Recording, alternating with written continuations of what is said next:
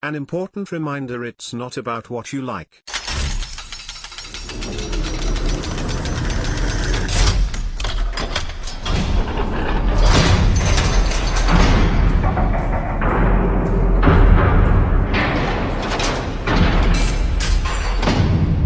We do not get to decide what works.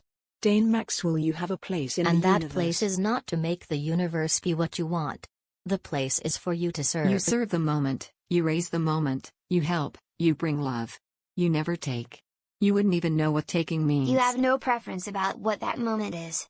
When you have no preferences, everything is beautiful. The highest life you can live is that every single moment that passes in front of you is better off because it did. Michael A. Singer. Imagine I'm giving you two businesses. Business A is a beautiful business. It sells a product you would absolutely use. It ticks all your personal boxes for how a business needs to be set up to work well. Its marketing strategy, its brand, its story.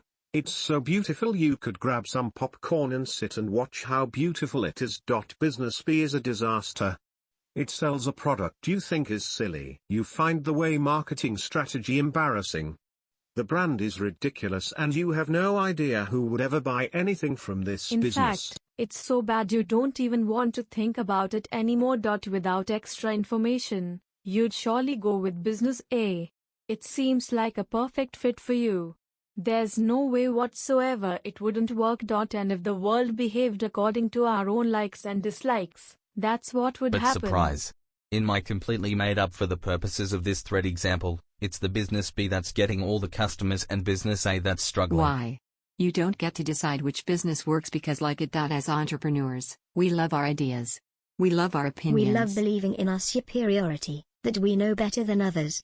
But what we want and don't want has no impact on the world, and it doesn't make others want or not want the same things. As a self-published author, I wrote dozens of books. A few of them produce the vast majority of my income. And the funny part is that most of them, according to me, are some of my worst works. The world doesn't care about my opinion. The reality is that for some reason, those books appealed to people. Meanwhile, the books I loved writing so much didn't work. I'd be lying if I said I'm okay with that. There are lots of things I don't like in business again, ethics aside, yet that work well. It's a work in progress for me, too. It's a lifelong practice. Every day, you work on letting go of your opinions to become more flexible and adapt to the changing world. You're free not to do the things that you don't like. You don't have to use the new hot platform if you think it's stupid. You don't have to offer a new line of your products that would appeal to a new hungry demographic that you don't like. You don't have to put out a product whose design you hate, even though it seems to work for your competitors.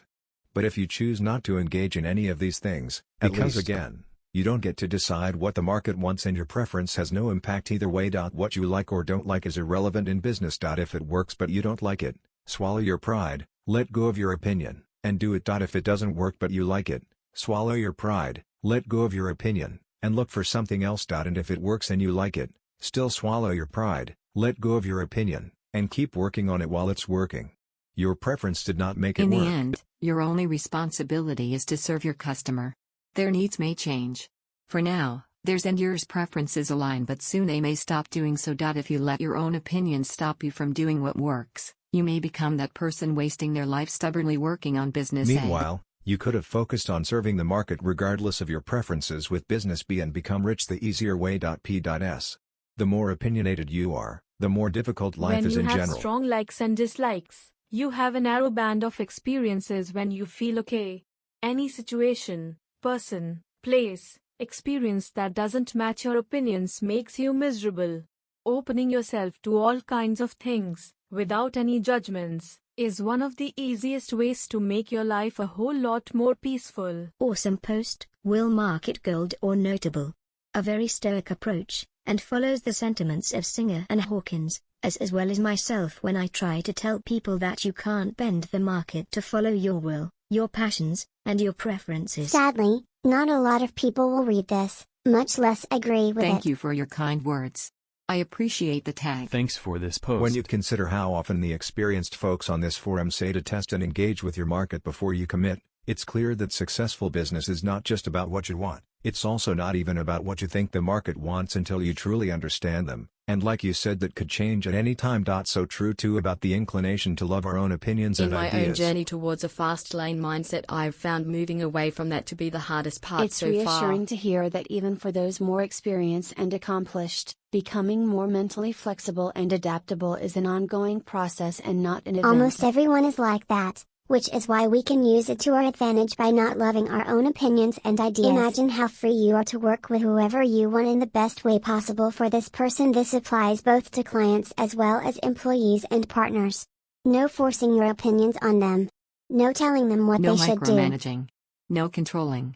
Just focusing on what works and what doesn't, regardless of what you like or dislike. I agree with most, but I personally think that most of the people here, at least who have read MJ's books, can and should tell, somewhat objectively, from the product, if it's just them that like it, or could there be overall need for a bigger market. But yes, we should set our own emotional feelings and attachment aside most of the time. Yes, thanks for that reminder. It's about giving people what they want to have, not what you want to give them. More than a skill, it's an art.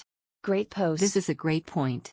Imagine you're looking for a birthday gift for your loved one. If you're egoistic, you'll buy them what you want to give them. That's a great way to give a crappy gift. If you want to serve them, you'll find out what they love and find the best gift for them, even if you don't like what they like or would otherwise want to give something else. Wow. This comparison just made so much sense for me. The number of times I've received a gift that is not what I asked for, because the giver doesn't like the things I like. Makes sense that people would struggle with the same thing in business. I love this. I was meditating exactly about this topic 2 weeks ago. My whole business was being built on my likes and dislikes, very much thinking, what do I want my business to give to me? Then I made a shift to start serving the moment, whatever is in front of me. Funny enough, decisions became simpler and I was much less anxious. Thank you for sharing this. It's as a mentor of mine once said, business is a logical process run by emotional beings. If you don't need to build a business but it's simply a want as a possible vehicle for fulfillment, would you say that unless you can make this shift, you shouldn't even get into business? I think it's part of the journey. To me, business is the ultimate spiritual practice, so I don't think the shift needs to happen before getting into business, but it can happen whilst running it. It is like the old saying, build a better mousetrap and the world will beat a path to your door. And yes, you are right. Look at all the business that open online with no business plan, no testing, and they fail because they failed to take the needs of the market into account. Even people succeeding in the side hustle books knew their market, knew what the prospective customer base needed, and they built it and made a good living at it. I just couldn't believe the one about eyeglasses for chickens to protect their eyes when they fight. I googled it and it is real. A good product to sell to farmers and ensure a nice living. But if the person had done what makes them happy, would they have succeeded? Who knows? Look at all the starving artists, who can't sell their works to anyone. This is exactly what I needed to answer my question. How do I, the queen of selfish desires, create a servant's heart, since that's what all my successful friends say is the key? There was a missing piece, and you just provided it, and I thank you. I've always wanted to run a porn and ice cream type of business, one that people buy into just because they always do, but one that I love and too. I stink at serving people. Not so much that I give lousy presents, but that I hold most consumers in contempt. And it's hard to serve people you don't like, even if they're buying all the ice cream. But what I told my daughter this weekend. If you think breakfast in bed is slothful and only for sick children, but your spouse thinks it's romantic and caring, you'll go a lot further if you can gently give them what they want. Rolling your eyes in the pantry is allowed, but compose yourself before you hit the hallway. Now I can practice what I preached on customers. Thank you again. If all of this is true, what are your thoughts on Mark Zuckerberg, Bill Gates, Jeff Bezos, Steve Jobs, John D. Rockefeller Sr., John Piermont Morgan, Henry Ford and others? I ask because I think most of us agree these are individuals whose visions of how business should be built each fundamentally changed the way people function in society. I am not picking a fight. I am just curious about opinions. Thinking that doing anything in business will make you happy is another problem. Happiness doesn't come from the outside world, at least not the permanent kind. Starving artists not only don't make money, they also aren't happy. This is very common when you talk with unsuccessful writers. They're all bitter and angry. It's also not a particularly sustainable way to make a living if you hate your I'd customers. spend some time thinking why you hold most consumers in contempt and how you can change it. They all created what people wanted, in one way Bezos style. People always want cheap stuff or another job's style. People want what is perceived to be cool. You may have a big vision, but it doesn't change the fact that this vision needs to reflect reality. For example, Bezos started with books not because he absolutely loved books but because it made most sense to start with books. No talk about his preferences. Just reality. Ouch. This is exactly what I needed to hear. I've been posting a lot about ethics because I don't like the industry I started my website in. I think the whole industry does more harm than good. I'm just recently coming to terms with the fact that the industry isn't going anywhere. And to make my business work, I need to change. Thank you for the post. If I was here to serve, I would have started a non-profit. Let's not pretend to be here for fake motives. This is about being.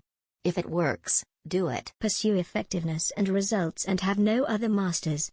Not your opinions. Not the opinions of random people. Not the opinions of employees. Do what works and be ruthlessly obsessed with it. Does it mean that you're going to close your business and pursue a new industry? I admire your approach. I would also have issues working in an industry that I believe is doing more harm than good. You're very young and money seems to play a big role in your life. It's understandable you look at it this way. I admire your confidence and work ethic. Perhaps in a few years when you hit your financial goals you'll notice that when your original motivation runs out you have enough money to retire. You need to find a deeper meaning than simply making more money. And that's when the serving part becomes more relevant. Otherwise you won't be bothered to be in business anymore. Or perhaps money will continue to motivate you forever and you won't change your opinion. Either way, as long as doing what works and being ruthlessly obsessed with it means ethical, customer-centric approach, it's all good. Great analogy. And great Last post. month, I tried to hold a conference about getting away from porn, and thought at least 10 people would attend. After all, I had printed 4,000 leaflets and this was a pressing problem. But the only call that came was from a doctor who wanted to attend to see how things are going. Not defeated yet. I put up the ebook for sale and asked a semi-influential person retweet it. Thought it would sell at least a few copies. But again, it was a disaster. The conference was cancelled, and thankfully the venue had not asked for an advance. Life lessons learned the hard way. Not to offend anybody, I think it's still black and white approach to things. Like, dislike, who cares? It biased of course. Maybe you proud of something, it's for you, not for other people. You create business for one reason and do marketing for another, still good enough I assume. If you are not projecting your wants and needs on others then there is no problem. I definitely not gonna create business that I hate and everybody is selfish to a degree. Simple quote was, it's about what market needs and wants. Market changes regularly, so ideas and systems should be flexible. Not only plan A, also B and C, and till it works or something better comes up that works even better. For example, never liked social networks and avoided them. People use it a lot. Some things available only there, so I have no choice. My like or opinion doesn't matter anymore. Can't be liked by everybody and every business have some fans. Read a while ago article about commonalities business and special things. There are a lot of competition in commonalities market, although it liked by everybody people need and want it. Article more about knowing area in which you have control and other one where you don't and just have to accept things as they are and not suffer because of it. This whole idea wasn't clear enough, maybe because of that some of your books don't sell well or otherwise. People like things because they touch them on some emotional level and they can relate, not because it's smart, right or good choice. It's just feels right. Sometimes idea and product is good and you just can't deliver it to the right customer who needs it, or he is skeptical and need more proof, who knows for sure. A lot things to consider. Right time also very important. For that reason some business with missing parts can't succeed. You don't have all knowledge you need when you start. There is a time to learn and adapt. Maybe someone can create forum contents to simplify things here. So many topics. Really hard to determine what I'm missing or have very little expertise. Sadly, I feel you were talking directly at me in this post. I find half the things that are popular I think are a stupid waste of time. But I know just like the stock market you can't impose your will on things. Like Hugh said, if they work, and if they don't, they don't. I find one of my biggest problems in creating profitable products is I wouldn't pay the price I'd need to charge to make them worthwhile. And even if other people might be willing to pay the price because I think the price would be too high, I skip the project. Where do you normally start when trying to figure out what the people want? I know you need to find a problem and solve it, but how do you go about testing your theories about a possible product? The whole breakfast in bed comment makes so much sense. I always found myself in disagreements with an ex about stuff I thought was a waste of money. I'm super practical, so for example spending a bunch of money to go to a fancy restaurant just because it has some rating is not something I would want to do. She on the other hand saw it as if he loved me. He would take me so I can get dressed up and show everyone how much he loves me. He is willing to bring me to this fancy place. What each of us cares about isn't going to be what other people care about, even if you think deep down what they think matters has no value. Rolling your eyes in the pantry is allowed. Ask your market in person, Facebook groups, Reddit, forums, etc. Or if such a product already exists and is successful, you have a confirmation it works. Thanks for the advice. I never thought This of Reddit. sounds so smart. Very nice words and simply a good reminder. Take a look of this book rating on Goodreads. The author was my client. The first book, which consists of good reviews and ratings, was sold, designed and marketed by doing what me and my client doesn't like. Around 60% of the things we did doesn't align to what our initial preferences, likings, and opinions were. We went viral on Facebook, not on the things that we intended to go viral. It was a short excerpt from the horror novel. It wasn't on our marketing plan. A random Facebook post that I made during spare time. We spent so much time on the interior design of the novel. But out of 30 to 40 people who got the hands on the novel, only one person praised it. Even the author was haunted by imposter syndrome due to the review. Because, how in the hell can a first-time author can be associated with Stephen King?